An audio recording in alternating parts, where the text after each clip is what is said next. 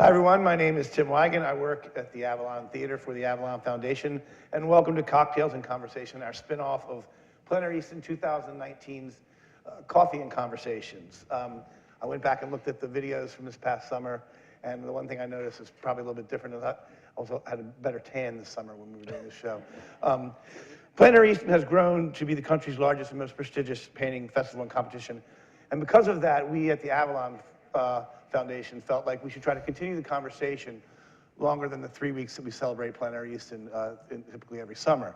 So we're going to do a few more of these things this winter, this spring, and leading right up to Plein Air Easton 2020. Beyond the painting aspect of the conversation, we hope that artists from any kind may find the occasion to take a listen. Our hope is to turn these into what would be maybe an artist date night, which is something where you can come out as an artist and find inspiration in work from artists from all different types and fields, and enjoy a cocktail at the same time. In order for that to happen, we strongly encourage you and hope for your questions throughout the evening. I'm talking to everybody on Facebook and YouTube land right now, but that means you folks as well. Please, your questions are wanted, particularly in the second segment, but if you have any questions, please ask them right away. This is being broadcast live on Plein Air Easton sites on Facebook and YouTube.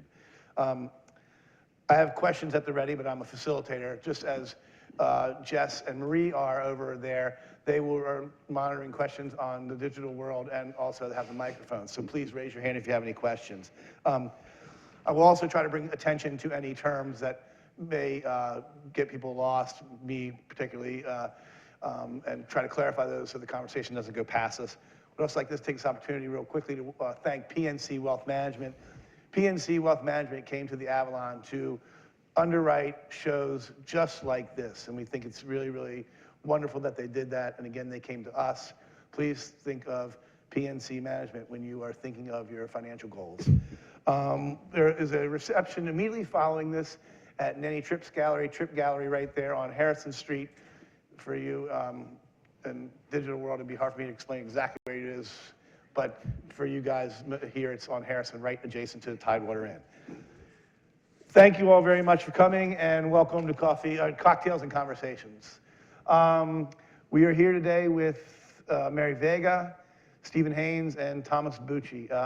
And just wanted to ask you, you guys said you were having a conversation earlier about discovering each other, and I just want to kind of continue on that conversation. What you guys were talking about before we actually got on camera. Steve? This is where the dead air starts. Yeah. Right here. Yeah. I think we just reintroduced ourselves. Hi, I'm Stephen. And just sort of described how we each came to the decision to apply to Easton and what that was like, and then our individual experiences. Where are you from, Steve? I'm from outside Pittsburgh. Outside Pittsburgh? Yeah, and you could probably say Pittsburgh, yeah. Pittsburgh, and Washington, D.C. And can you start by who you are again, Tom, please? I'm sorry? Just introduce yourself to everybody again. Thomas Bucci, watercolorist. I live in Washington, D.C. What else do you want to know? And I'm Mary Veiga, and I'm from Baltimore, Maryland, and Tillman Island now, too. okay. And how did, we've kind of titled this conversation, your journey from entering Plein Air Easton to the final piece that you actually did that year. Mary, do you want to talk about how you first got involved with Plein Air Easton, what that whole process was like? I guess I found out about Plein Air Easton probably about 10 years ago, and I just thought the whole idea of doing plein air was really cool. I just thought it would be fun, so I took a workshop through the South Street Nancy Tankersley School with Camille Preswadik, and it was just really exciting and interesting. And from then on, I just sort of did like quick draws and different smaller, just my own plein air here and there. Mm-hmm. So that was about 10 years ago. 10 years ago, and you just got in for the first time? I just got in for the first time to Plein Air Easton this past summer. I did apply probably about 6 years ago and didn't get in, and I was discouraged, so I hadn't applied until then, but my husband absolutely insisted, I don't care if you get in or not. He was like, you have to apply. That's So awesome. I was really glad I did. Steve, what's your journey here? Well, how would you get? Well, my journey in plein air is relatively truncated. I just started plein air painting maybe 3 years ago. Like a lot of people, started very small and then got broader and broader. This was actually the first, don't hate me, anyone watching, this is the first competition that I ever applied to. And I knew what it was when I applied, and I just thought like, okay, there goes that. It's fine, you know. But it was a sort of an accomplishment just to get up the courage to apply, and then getting in, it felt like Charlie going to the chocolate factory. You know, Yeah. I mean, it was like, wow, okay, so this happens. Yeah, this isn't. I mean, I have a full-time job, and so. What do you do, Steve? I'm the art director for a mountain bike magazine. Mary, are you a full-time painter? I am. And Tom, are you a full-time I painter? am, yes. What was your journey to get here, Tom? Architecture school. I started in architecture school, but painting is what I wanted to do. That's all I've ever really wanted to do, but it just, you know, try to make a living as a painter. So I picked something practical that I could tolerate. But a couple of years in architecture, and I realized it was about being on the phone with clients, and it was becoming computerized, so it wasn't even hand drawing anymore. And I quickly lost interest and started painting, and I sold my paintings in outdoor street festivals for a while. That's a reasonable way to make a living. But I started, as social media became popular and I put my work up there, I started seeing these painting competitions, and I thought, competition? I mean, why do I want to compete? It's for me, I couldn't imagine the point of competing. But then you'd see on Facebook and Instagram these amazing, incredible artwork, some of the best that I'd seen anywhere, coming out of these competitions, and I thought, I need to find out what that's about. So I applied for one in 2017 in Pennsylvania. I got in, and I had a great time. I had no idea what to expect, and the artists were also kind and generous, and I felt like I made a whole group of friends in a week. Right. And yeah, so the hook was in, and then in 18 I applied to Easton. Do you have something there, Steve? Yeah, I was gonna say that the outlook on competitions and painters, you know, we're all so closeted generally. This is very weird for us, by the way. So to throw us into a competition seems like you don't know. I didn't know what to expect. So coming here, and then but then you get here, and it's like you're immediately greeted with open arms from everyone. I mean, people, you know, like true rock stars of the industry are like, hi, oh, good, awesome, glad to meet you. Right, sure. You know, yeah, take it easy, pace yourself. This is a long week. You know what I mean? And they're just like, here's advice. This is what I've done in the past. Have you checked out this place? You know, and it's contrary to what you may think of as a competition. You know. Right. That's neat to hear. Yeah, it's not real cutthroat competition at No. all. It's the opposite of that. And it feels almost like people are working together, and people are generally happy for you. I mean genuinely happy when they see you've done a good painting. When you get in, how do you decide which paintings that you're going to pick to send to the judge? That's tough. I haven't applied this year yet. You haven't applied this year? Because, no, I'm going to, but it's... 24th? Steve, Yeah, I know. My wife said the same thing before I left. No, it is. It's difficult. You get 3 slots, and it's like, oh, well, should they all be cohesive? Should I throw in some architecture? How about some, you know, I mean, too much green? You know, I don't know. It's all making that choice is Mary, difficult. you're over here humming and hawing. What do you got? Yeah, it's really hard because I'm going through the same thing. I haven't applied yet. but I want to apply, I will. I'm just going through that whole process and asking which one of all of these, and then ultimately I'll choose what I want anyway. So, But, I'm driving everyone but how crazy. do you know what to pick? I mean, what, It's a Well, that's the crapshoot. same thing. Yeah. that I but like do you to have to like the painting that you're picking? I mean, Yeah. I mean, I think so. go ahead. I mean, I think so. I think at the end of the day, like, you're gonna pick the ones that you like the best, that represent you the best, and for, various reasons. right. Definitely a mistake, I think, to try to read the judge. I've heard that before. I've heard Yeah. people try to look at You the, just put judge- what you feel the most comfortable about, and that changes day by day, too, for me. And at the last minute, you hit the button, send, and it's done. But I think we were talking about this at the table earlier. Yeah. You can take the same jury and the exact same artwork, different day, different choices. I'm sure of that. So you can't read them, No. and you shouldn't even try. right. Well, and in choosing, it's, like I think we all have our favorites, like that's a really good, I'm proud of that painting, and maybe there's one that I could think, oh, that's definitely going in. And then like picking the other two is Yeah. maybe the struggle, and that's where it comes into like, Driving me you crazy. start really, really filing it down to the like, well, is this a good, Well, and the judge may have up to, if there are 200 applicants, there's Yeah, right. what, 600 paintings that they're going through, yeah. right? Yeah.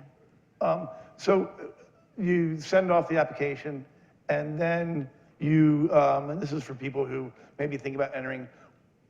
You're coming from Pittsburgh, you're coming from Baltimore. Tom, where are you coming from again? DC. DC. So you're not.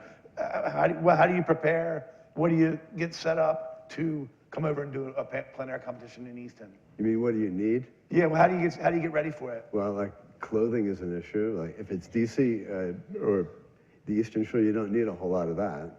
It's no coats or anything. And but yeah, for me, I want all of my stuff to fit in a backpack, and then for larger pieces I'll carry a little folio. But I want every tool that I use painting to fit into a backpack so it can easily go on a plane with me, or I don't hesitate to go to paint something because I don't want to haul my stuff in there. Right.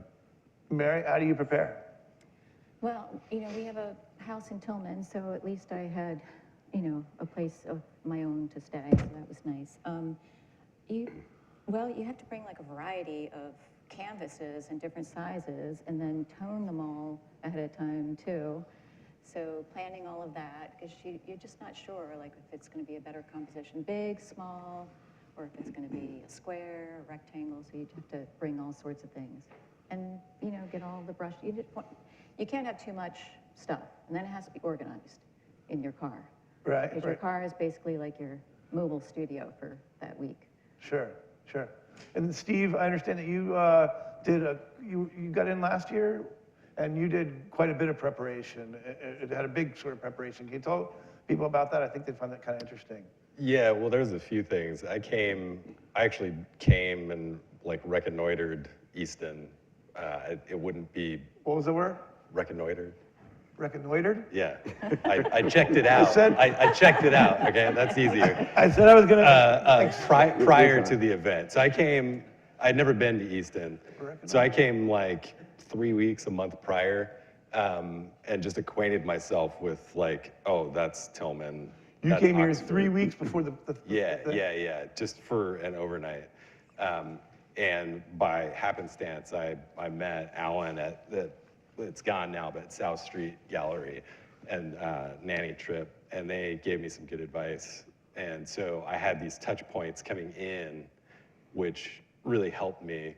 And then also, I constructed panel carriers for myself. I don't have a lot of money, so like I made cardboard panel canvas holders.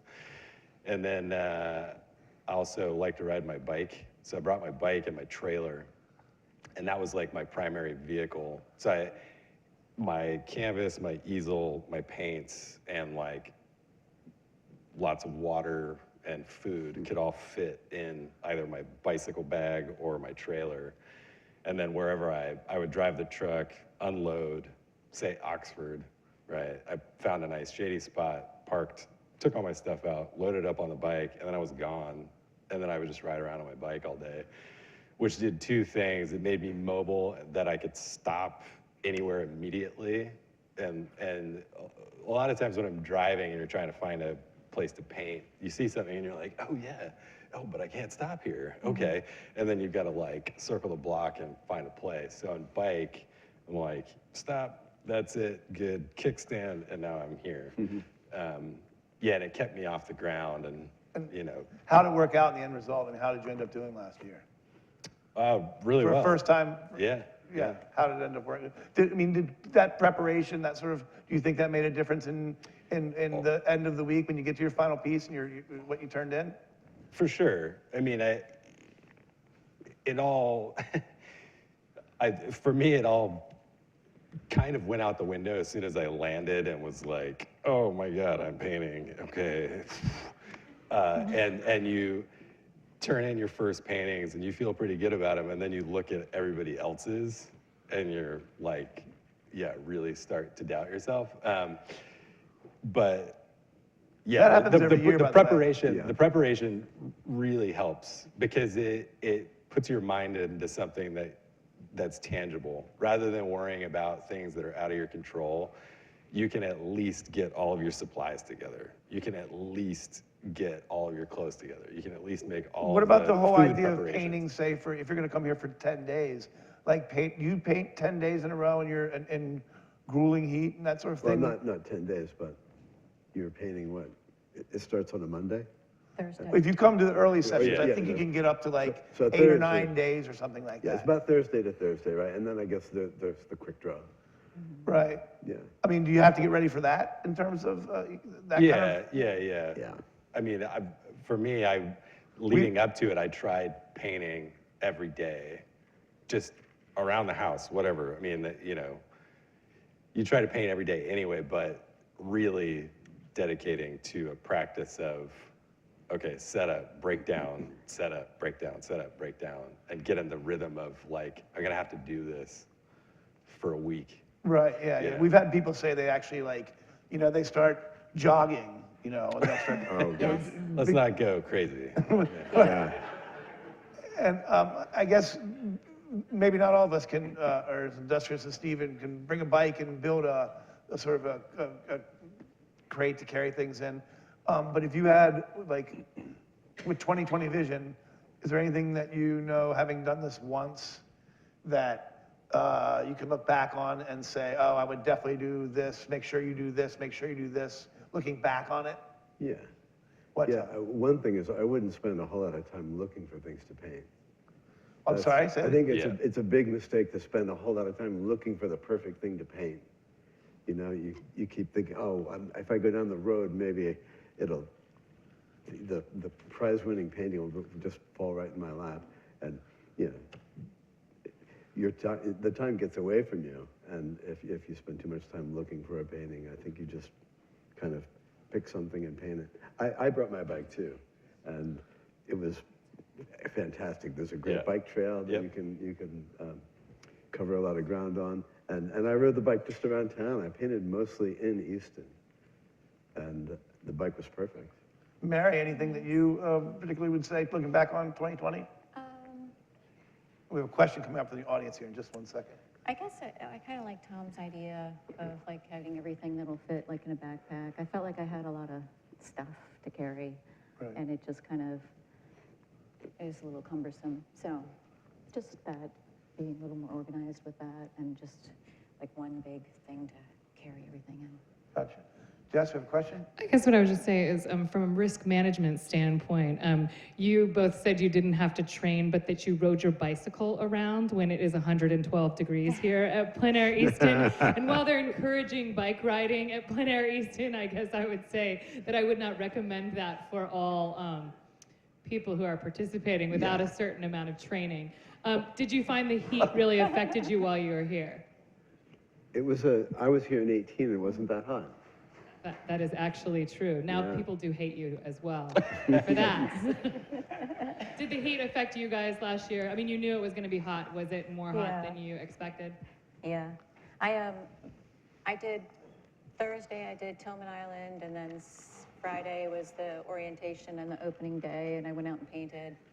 And then Saturday I did the Meet the Artist party, and then Sunday I painted 3 paintings in Oxford, and then I was just toast. I was getting chills and all the symptoms. So after that, I was in pretty good shape as far as having a lot of pieces done already. So I just worked on a nocturne, and I did the nocturne night after that, and stayed in the air conditioning because I knew that I didn't want to miss anything. I really didn't want to miss that farm to table, but I was like, I have to make a decision here. It's all or nothing at this point. So. Did you ever say it was too hot, I'm stopping? That Yeah, kind of amazes like, me. you bring up an interesting point about riding bikes, right? I mean, I found that because I was riding my bike, I was reminded to drink more water rather than like, lugging and grueling and whatever and painting and like, oh my Right. God, it's 3 o'clock and I haven't had water. It was like a natural course of, there's the water, okay, good. And, Right, and, sure. and as you're moving through space, you're almost creating your own, natural breeze. So, Yeah. I don't know, I found it refreshing. I was actually here one year, and because I ride a bike. It's not, we should have Schwinn should be here. But anyway, I was talking about that breeze that you get from riding a bike. I was going up to the Academy Art Museum for the final thing the one day, and it was so hot that the breeze was actually burning my face. It can get hotter. Yeah. Nick, we're getting ready to take a break in just 1 second and let everybody refresh their drinks, and we'll be back with cocktails and conversations in just a minute. I just wanted to ask one more question about, is there a fear of entering? I know it's $50, you know what I mean, but you got to pay to win, whatever. Is there a fear in putting your things in there? And I mean, do you think about it afterwards? Are you hoping to get in? Go ahead, Tom. No, I mean, there should be no fear of entering. As artists, you're used to putting your work out there. You're in exhibitions and galleries and whatever. You're putting your work out there, and it's going to be judged by people who potentially might want to buy it, or in a competition, or in an exhibition. Like I do watercolor society exhibition shows, and so that is just second nature. I mean, I'm entering stuff all the time, and I think anybody who wants to make a career in art is going to have to do that. That's the first fear to get over. Just do it. Steve? I think it's a fear of expectation, Like if you don't get in, then oh well. But if you do get in and then you reapply, now, I mentioned in our conversation prior to the conversation that you get a peek behind the curtain and you see, the delights of Easton and you want to be a part of it again. So it's the expectation of that, And so I'll enter, of course, but it's fraught with potential disaster now, you know what I mean? Because Right. But otherwise, no, of course, there's no reservation in entering, and anyone contemplating entering should enter. And then, Tom, you got in 2018, but you did not get in 2019? That's right. But you came back for what happened when you came back? I came back for the quick draw. And what happened when you came back for that? And, well, Yeah, right. there was an announcement that there was an alumni award, a special alumni award. So I was going to come anyway, but I especially came with the goal of getting that, and I did. So that was great. And that comes with an invitation for this year. And didn't you win something then? Yeah, I won that alumni award. Yeah, you won the alumni award. You didn't even get in last. Which was a nice award, but the main thing was an invitation for 2020. Right, yeah, so you're in this year. So he's in, and you guys haven't entered yet. Right. Gotcha, okay. All right. And Mary, do you ever have any fear of entering these Plein Air Easton? Scared a little bit? Yeah, a little bit, but it's my career. It is my job, and I have to just do it, and that's like Tom was saying, it's part of the job. All right. Well, thank you guys. It's been a nice 20, 25 minutes. We're going to take a quick break here, come back with some more questions, hopefully from the audience's perspective. And thanks for watching. This has been Cocktails and Conversations. We'll be right back.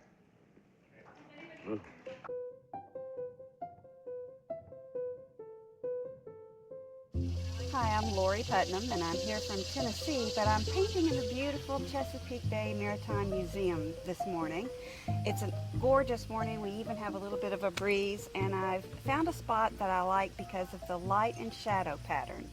I'm keeping the palette very organized, and all my mixtures are available there because I'm keeping it organized. Whistler always believed that if your palette is disorganized, the painting would fail.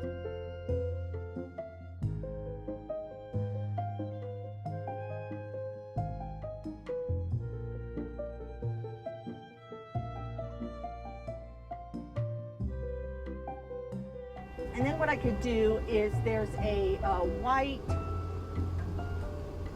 railing that goes around.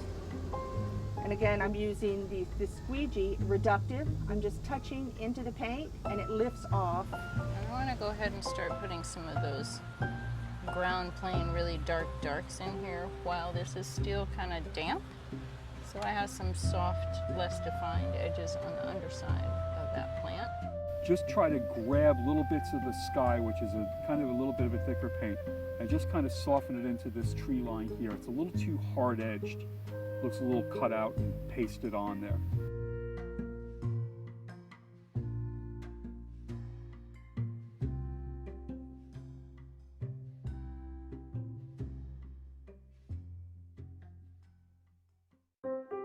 The prospectus has launched for the 16th annual Plein Air Easton Competition and Arts Festival. What will you paint?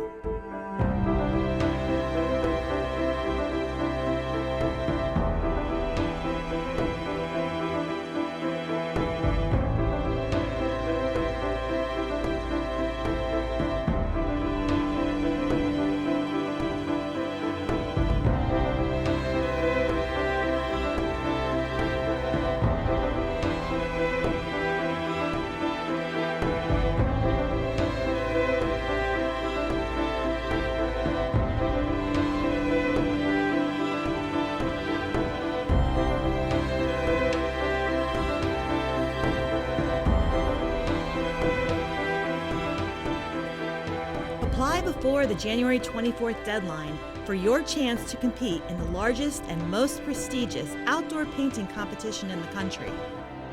Don't miss out on Plein Air Easton 2020.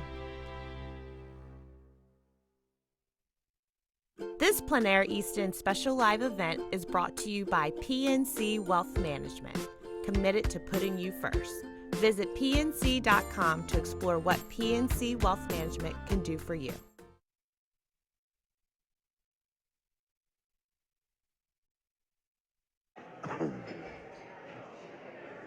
Hi, welcome everyone. We are back at Cocktails and Conversations inside the Avalon Theater in Easton, Maryland. We're here talking with Thomas Bucci, Steve Haynes, and Mary Veiga about their experiences and their first times getting into Plein Air Easton. And we're going to switch the conversation over to art in general. At this point, I think we have some questions in the back. We do want to remind you to share this. If you see this video on there, we're eventually trying to build we're trying to keep the plein air conversation, art conversation going year round, and we found out that this is a great way to do it. I want to thank Nick at MCTV in the basement for hooking all this up, because it's not easy to getting a 3-camera shoot going over 3 separate mediums with microphones going on in all different places. So that's worked out great. And we couldn't do that without the help of PNC Wealth Management, who is the underwriter of this show. And again, if you're looking for your financial goals, please consider PNC Wealth Management. Guys, thank you. Welcome back. That was a short break, but I see we've got our drinks refilled, and I think we're going to go right away. You guys can feel free to look at Jess and Marie now. Jess got a question back there. So my first question is from our friend online. We know our friend Dwayne Pellegrin from Willow Construction, who helped us build this beautiful building, who's tuning in right now online. And his question is, how distracting is it to be painting on the street with so many eyeballs behind you? Like, how do you manage the distraction of the people versus trying to not be a jerk, right? Those aren't his words. Those ones are mine. Thank you. I want to say something about that. Thank you. Go ahead, Tom. I actually love that. I love meeting people. And I've heard artists say, that they all get the same stupid questions. And I feel like there really aren't stupid questions. People, sometimes they don't know what to say to an artist. I'm flattered that they're interested in what I'm doing. And I love being engaged by just about anyone. And I take it all as flattery. And if they say something like, "What are you painting?" Even though it should be obvious, it's not a stupid question. You know, I realize that they just want to talk to you. And that's how I take it. So I really do enjoy that. Mary? For me, I'm sorry. For me, it's one of the main reasons I like painting outside on the street in public, is that I meet people, and I'm a social person. I enjoy that. Mary? Well, yeah, I enjoy it too. I know it does bother some people. I did murals for a very long time. That was how I, basically the large part of my career. And I usually had people watching me in the homes that I was working in, or the restaurants, or whatever it was. And it's the same thing that Tom's describing. It is nice when people are taking an interest, and especially kids. I think it's really fun. I mean, sometimes they try to get into it and stuff like that, but it's really neat, because they're totally engaged. Steve, can somebody ruin your painting by bothering you while you're talking to you, while you're making it? I mean, I do a fair job of that myself. I don't need any help. No, it's nice. It is nice to engage with people. I feel there is a bit of, like, you feel like a bit of an oddity sometimes, like some sort of, you're in the zoo or something, and people are like, "What are you doing? What are you doing? What are you doing? How do you do that? Why are you doing that?" But it's nice. It's good to expand people's knowledge of what they consider to be art. Or I think more often than not, it's the interesting question is like, so do you do this like for a living? Yeah, right. That's what. Yeah. Yeah. No. So Jess, do you have a question?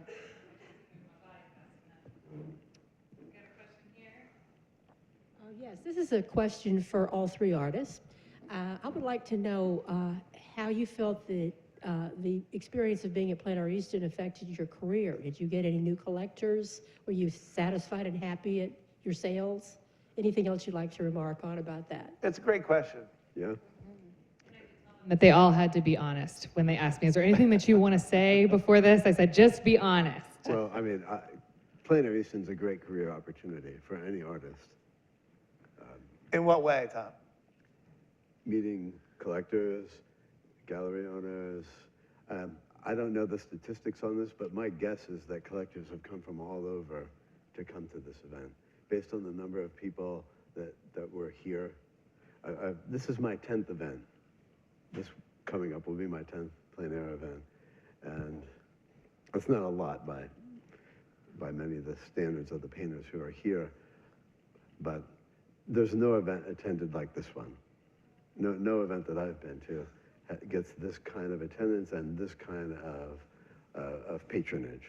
Well, I want you guys to answer the question as well, but I do want to ask that question because I've been working here for the Plein Airs, and Saturday on Harrison Street, I mean, there are a lot of people down. There's probably, over the course of the day, 3,000 or 4,000 people that come through downtown, maybe 5,000 people. Do other places get that type of en masse in one section? I'm not saying they should or they shouldn't. I'm just curious if that happens in other Plein Air festivals. There's a big range, I'm sure, and there are probably some that do. Have you been to one that do? Have you been to one that do? I haven't. Yeah, not like this. Okay, that's what I was just curious about. I didn't know if it was like that in Austin, because I am consistently impressed and about how many people actually come on that Saturday to, that actual thing. Has it helped your career? Did it help your career last year? yeah, I mean, I would say that before coming to Easton, there wasn't a career, Right. So, I mean, these are the jokes, kid. No, that really wasn't meant to be funny. No,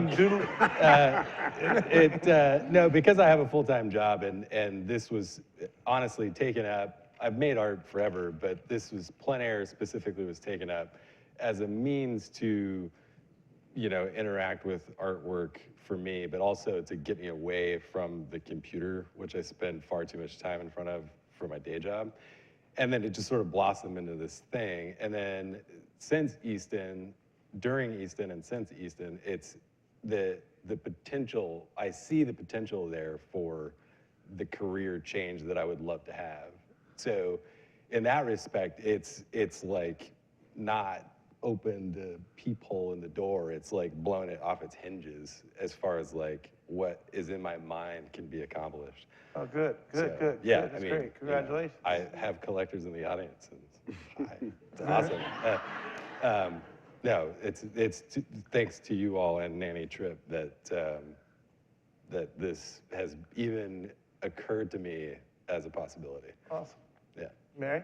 Yeah, that's great. Yes, I think definitely it was a big boost in career, and it also gave me like a lot more confidence just being able to not only being accepted was such an honor, but then being able to endure it and doing the entire thing and having success in the competition. And after that, I wanted to try other plein air competitions. So, because this was the first one I've done, the first juried plein air competition. Right. So, then I thought I'd try for some other ones. So and then I also just did some others that you sign up for. And I kept going. And it's been a really great year. And did you sell a lot of paintings this past year? I did. And Tom, did you sell paintings when you were here? Mm-hmm. Yeah. That's the other side of that risk taking is like, if you take the jump and you actually do it, even though you may have some, some fear of expectation or whatever, if you end up getting in, it seems like it works out pretty well. It's a good question, did you sell a painting, but it's not the reason to come. Yeah. Okay, well, there we could, does anybody else have any, I would love to talk about Yes, that. I have, well, if you go to me first. Yes. We have a question from our dear friend, Tim Kelly, who's, Oh, Tim. yeah, of course, who's live on Facebook right now. Say hi to Tim Kelly. Hi, Tim Kelly. We wish you were here. His question for our panelists is, does the competitive aspect of the event prompt you to take more chances with your art, or do you get more conservative?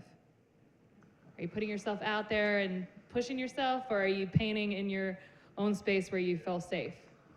Oh, I remained firmly in my sandbox. I did exactly one painting of water, and that quickly went where no one would see it.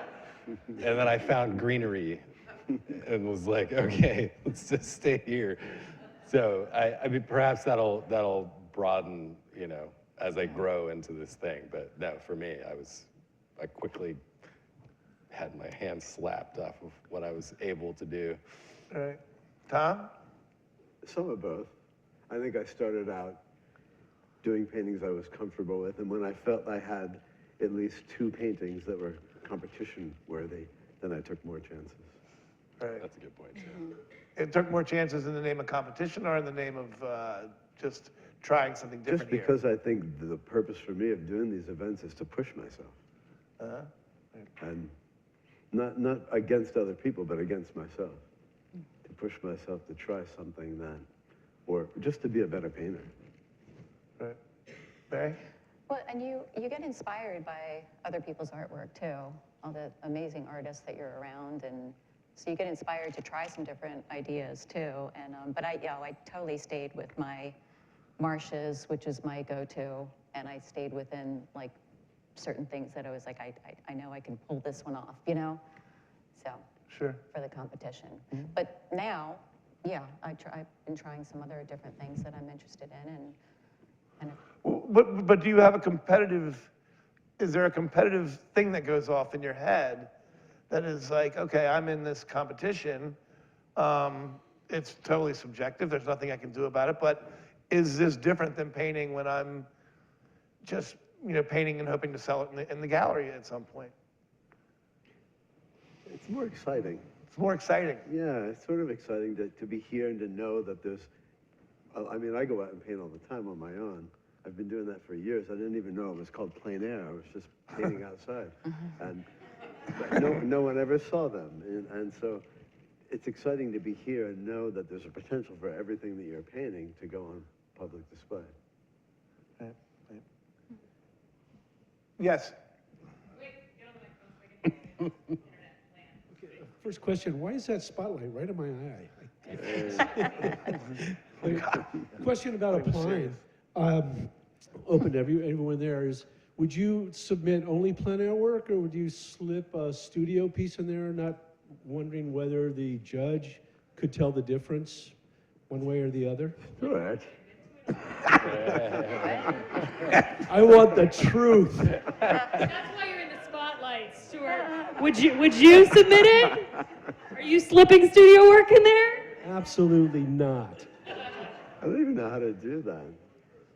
Well, I mean, I think he's probably referencing the Astros and Red Sox and all that stuff that's going on in baseball. In the Trump era, maybe what's true? Well, yeah, right, yeah. So I'll take that question and change it a little bit and say, at what point does a painting not become a plein air work in your mind if you start it on location and you bring it back to your house? Where is the fine line between where it maybe becomes a studio work because you tweak it all a little too much? Because you know our rules, and we struggle with it, is that it must be completed materially on site, but we totally understand that sometimes you get it back and you have to scrape the bug out, or you need to brighten one little corner, and it's kind of a fine line. So when, in your opinion, do you cross the line and your painting was no longer painted on location anymore? I'd love a great definition of what does material and complete mean. Exactly. For me, that's 99%. And working in watercolor, that's a little bit different too. Yeah, you really can't revise. Right. Yeah. Right. What about you two? Yeah, the same thing. And when you're out doing in plein air, and you basically kind of scratch your name in, and then it's like done. Yeah, likewise. Bugs and all. Yeah, and so many times you have a His painting. paintings do have a lot of bugs, you guys. It's not a joke. It's a great way to ruin a painting. To take it back and cut and mess with it, you know. Yeah. Well, it's hard to. It's. Texture. I don't know. I feel like it's. I've used painting as a kind of, you know, not to get lofty, but as a kind of meditative exercise. So like when you enter into that realm or area or whatever, you know, and you give yourself over to it for the 3 hours that you're there, or however long. I find it really, whether or not the painting turns out, it's all about being in that moment. So whether I get home and I hate it or I love it, that's what it is. It's that experience. It's those 3 hours. It's getting bitten by 1,000 mosquitoes. It's whatever it is. That's what that painting tells. So for me, it would be false to alter it in any way, regardless of how I felt about it. You know, that's me. Right. That leads me to this quote. Jackson Pollock wrote this, or said this: painting is self-discovery. Every good artist paints what she or he is. I just looked up famous art quotes, you know what I mean, and found that quote. You know. If that's true, and I'm not saying that it is, how does that manifest itself in a plein air landscape? Or? I would hope that's true, that even if you try to copy another artist, in the end, if you do it enough, you're going to put your own, you can't help but have it be you. Even if you're painting a wheelbarrow? Yeah, well, you're going to paint a wheelbarrow in a certain way. I mean, if we gave 100 people a canvas to paint the same wheelbarrow, we get 100 different paintings. And they could be vastly different. Some of them you look at and say, I don't really see the wheelbarrow there, but I'll take your word for it. And then other people would do something that photographically looks like that wheelbarrow, and they're all valid. They're all supposedly the artist's personality. We have another question from the audience. Sure. And then they can all. No. And then you guys can think about your answer about whether your art is you or whatever. You can think about it a little bit longer, right? What? I've got a very mundane question, and only because I am the 2020 housing coordinator for all the artists who get into the competition. So, my question is, in your experience, you get into this competition, your first time, oh my God, I've got to stay with people I don't know for 2 weeks. Tell us about your experiences with that. And maybe leave their names out, just to protect the innocent or whatever. No slander online or anything like that. Mary, yours is probably different because you... Yeah, I was lucky enough because we have a place in Tillman, so I stayed there. So Steve, it's nice. Tom?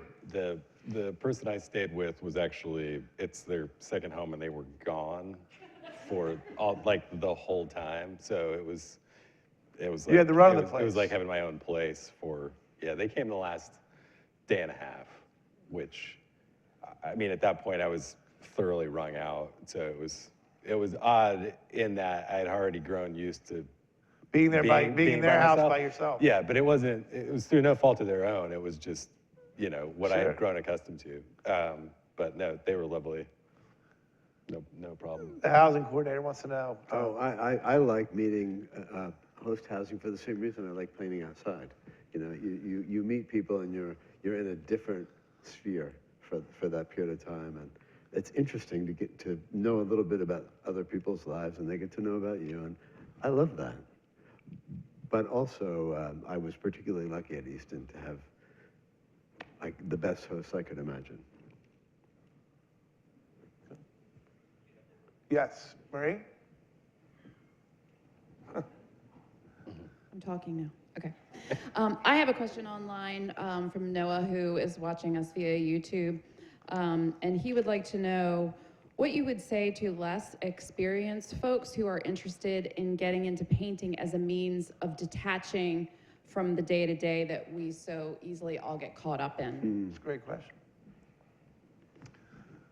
Mary, you want to go first on that one? Well, I think... You didn't have to answer the last one. Well, I think absolutely. I mean, that's my hope. When I'm painting something, I look for something that inspires me, and what I try to convey is like the connection or spiritual connection with nature, and my hope is that my audience or collector will see the same thing, and that's like the utmost compliment when they do, and it's really an honor and a joy when they see that, and they can feel that too. Marie, what was the question again? What would you say to less experienced folks who are interested in getting into painting as a means of detaching from their day-to-day that we all get so caught up in? Steve, you got something on that? Yeah, I mean, I highly encourage anyone that wants to take up not just painting, but sketching, doodling, whatever. It doesn't have to be grand. It could be little pocket-sized notebook. Yeah, giving yourself over to something that's not a screen for any length of time for the day is gonna benefit you in the long run. Right, Tom? So I think you're talking about meeting people who are interested in. I think you're saying is that they want to get away from the day-to-day. Do Yeah. you suggest painting for that? And I guess the real question could be, as it's your career now, or primarily most of your two careers, and maybe where you're leaning to, could it still be a detachment, even though it's kind of... I mean, you meet people when you're out painting, and one of the things people will say is, I kind of wanted to paint too. What do you do to get into this? And I'm always happy to tell people where to, what website to look at or whatever. But can I tell you a little story? Sure. I paint a lot on the street in DC, and one day I was just on a generic street in front of a generic office building, and a very officious kind of security guard came out and was kind of rough. What are you doing? I hadn't even started painting yet. He pushed me to the curb, not physically pushed me, but told me, I'm not asking you. And then he shoved this FBI badge in my face and said, you need to move, and I'm not asking you, I'm telling you, do it now. And I thought it was on the public sidewalk, but anyway, I moved out to the curb, and I thought, he was just so rude about it. He could have been a little more gentle. And then I went, did my painting, he went back inside the building, and about 45 minutes later, he came back out. And I could feel him behind me, breathing on my neck, and staring at the painting, and then suddenly he goes, you just did that. Wow, that's pretty good. And then the kind of thing that floored me was, he said, I always wanted to be a painter. And I said, well, you could. Have you tried it? You know, maybe.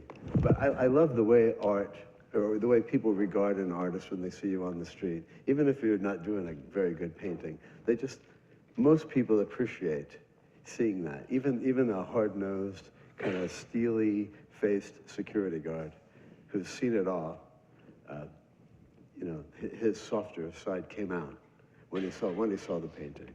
I appreciate it. I ended up giving him my card and saying, you know, if you're serious about this, take my class. Awesome. I haven't heard from him yet. It's on a case. We're going to get ready to wrap this up pretty soon. We do want to remind everybody that immediately following this, we will be walking right across the catty corner, across the street to the Tripp Gallery, Nancy Tripp's gallery there on Harrison Street.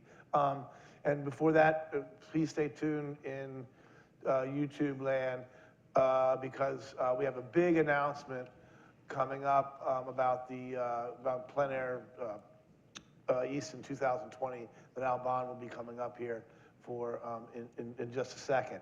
We want to remind people, if you don't apply to Plein Air Easton this year, that is totally fine, but we would encourage you, as these artists have done, to take that leap. In any case, plan a trip, book a flight, because the amount of work and what is available to people who are collectors or enthusiasts or artists that goes into Plein Air Easton is well worth a visit to the lovely Eastern Shore, even though it is rather hot in July here. Any final words, Tom? You want to talk about watercolor a little bit? I know that you're a big watercolorist, and what medium do you paint in, Steve? Oils. Oils and yeah. How'd you pick watercolors, Tom? I mean, I've heard this, it's almost a cliche. People say it picks you kind of thing, but I loved it since I was a kid. I can't explain it.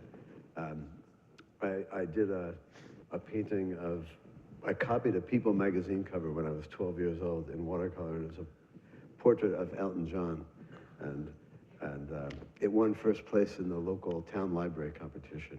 And I think ever since then, you know, that's all I've wanted to do is watercolor.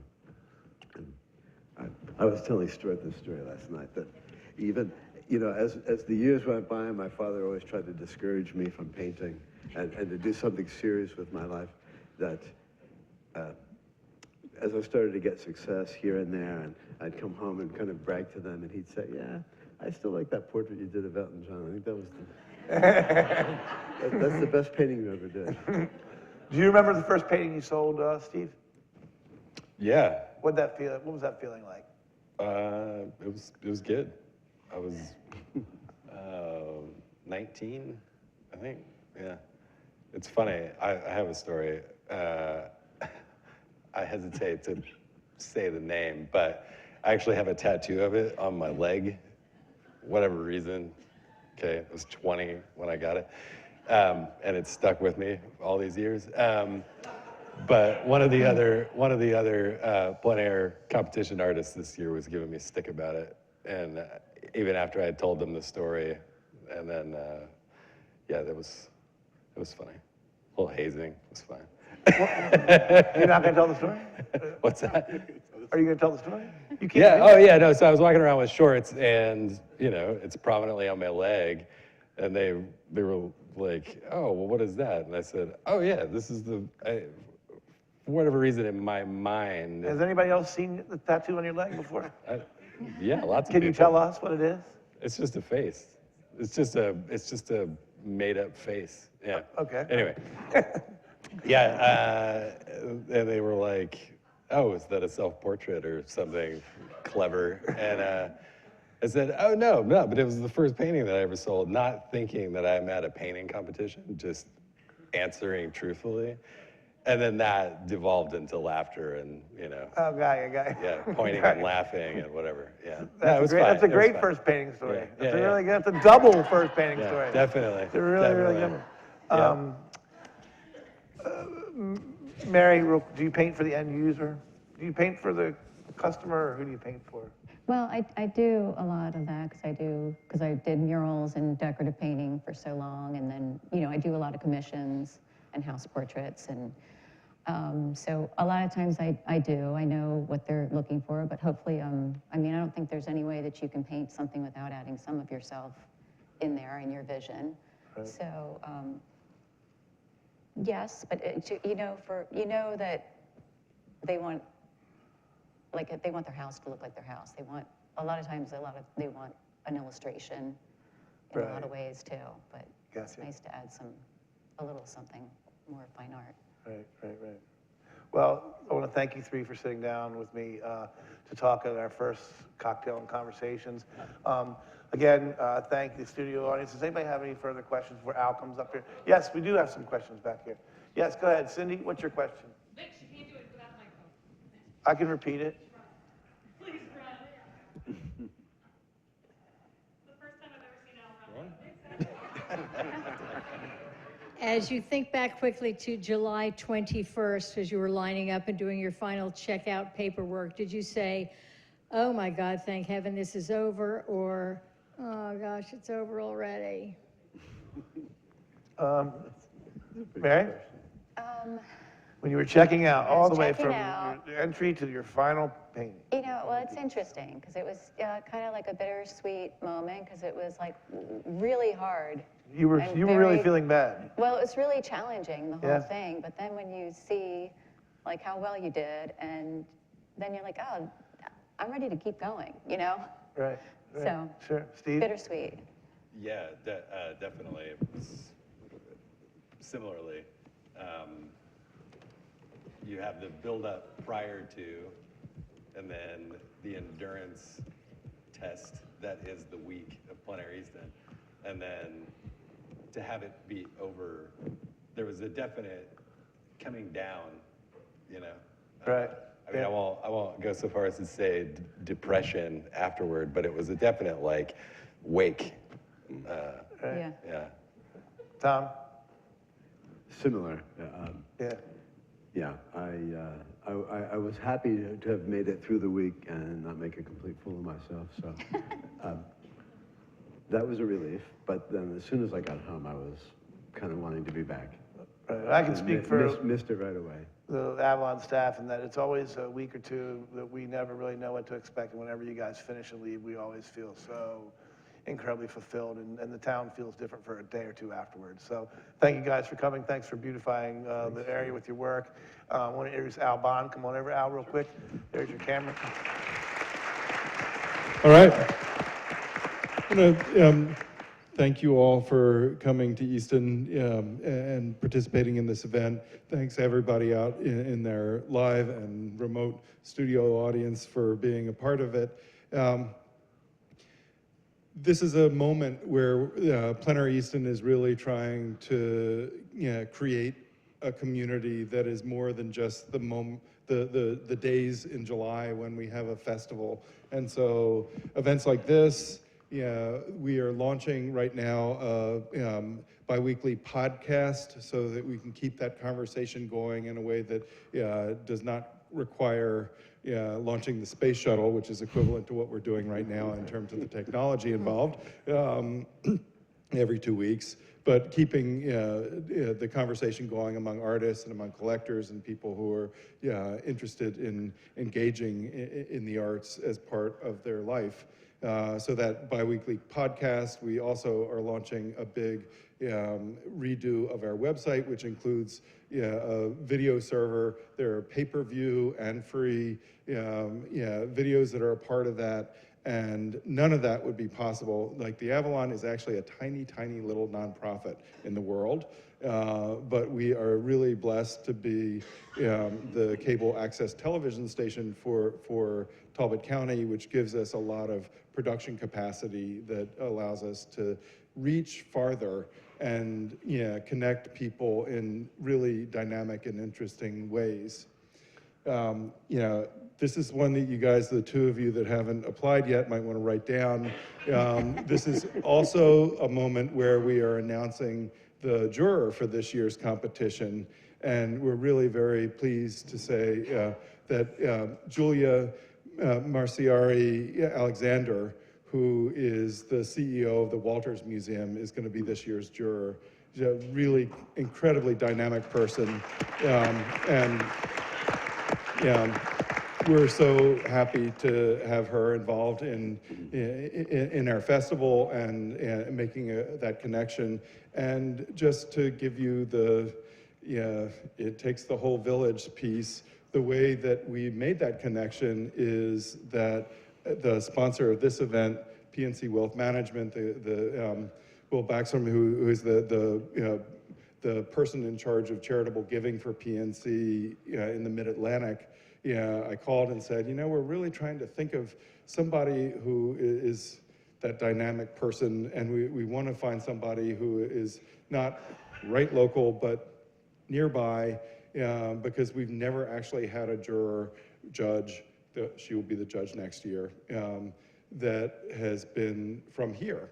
And so, it really was that connection with PNC that got us to the connection at the Walters, and so that's how that's going. So what happens next here now is our program is over. I don't know if we're still live. We might not be. We maybe are.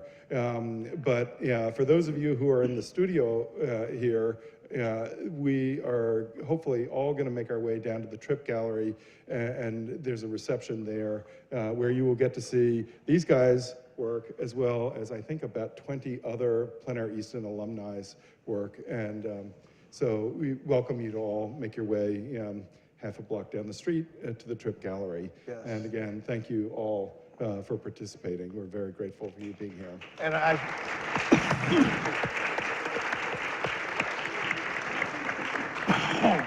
should have mentioned your work. This Plein Air Easton special live event is brought to you by PNC Wealth Management, committed to putting you first. Visit pnc.com to explore what PNC Wealth Management can do for you.